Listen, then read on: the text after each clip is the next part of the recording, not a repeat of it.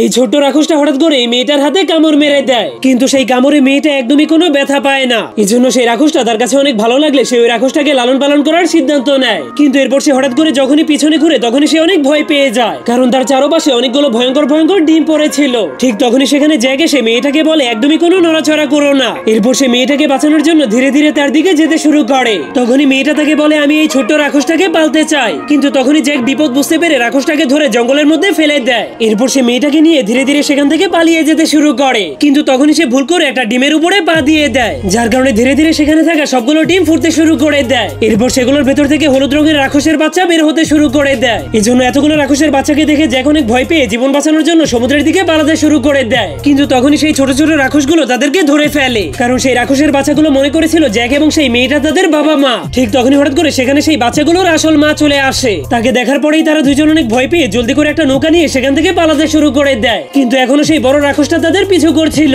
এই জন্য মেয়েটা জলদি করে এখনো যে বাচ্চাটা জ্যাকের পিঠের সাথে আটকে ছিল সেই বাচ্চাটাকে তার মায়ের কাছে ফিরিয়ে দেয়, যার ফলে সেই মা রাক্ষসটা থেমে যায়। এই জন্য যখনই তারা দুইজন ভাবতে শুরু করে আজকের জন্য তারা বেঁচে গিয়েছে, ঠিক তখনই পানির নিচ থেকে বিশাল বড় একটা কাঁকড়ার হাত বের হয়ে তাদের নৌকাটাকে ধরে ফেলে। এরপর জ্যাক এবং তার নৌকাটাকে খাওয়ার জন্য তার বিশাল বড় মুখটাকে খুলে দেয়, কিন্তু তখনই হঠাৎ করে সেখানে একটা লাল সমুদ্রের দানব চলে আসে। তাকে দেখার পরেই সেই বিশাল বড় কাঁকড়াটা অনেক ভয় পেয়ে জ্যাককে ছেড়ে দিলেই জ্যাকের জীবন বেঁচে যায়। এরপর সেই লাল দানবটা কাঁকড়াটার উপরে অনেক ভয়ঙ্কর ভাবে আক্রমণ করে দেয়, কিন্তু কাঁকড়াটা ভালো মতোই জানতো যে সে ওই লাল দানবের সঙ্গে লড়াই করে জিততে পারবে না। এই জন্য সে তার আক্রমণ থেকে বাঁচার জন্য জলদি করে একটা পাহাড়ের উপরে উঠে তার শিঙের উপরে আক্রমণ করে দেয়, যার কারণে লাল দানবটাকে ব্যথা পেতে থেকে সেই মেয়েটা জলদি করে তাকে বাঁচানোর জন্য চলে যায়। এরপর সেই কাঁকড়াটা চোখের উপরে আক্রমণ করতে শুরু করে দিলে লাল দানবটা তার কাছ থেকে মুক্ত হওয়ার সুযোগ পেয়ে যায়, কিন্তু মেয়েটা পানির মধ্যে পড়ে যায়। কিন্তু তখনই জ্যাক কাঁকড়াটার দুর্বল জায়গা দেখতে পেয়ে তাকে মারার জন্য সেই জায়গাতে একটা বল্লম মেরে দেয়। এই জন্য যখনই কাঁকড়াটা তার শরীরে আটকে যাওয়া সেই বল্লমটাকে বের করার চেষ্টা করে, তখনই লাল দানবটা সুযোগটাকে কাজে লাগিয়ে তাকে অনেক ভয়ঙ্কর একটা কামড় মেরে তাকে অনেক দূরে ফেলে দেয়,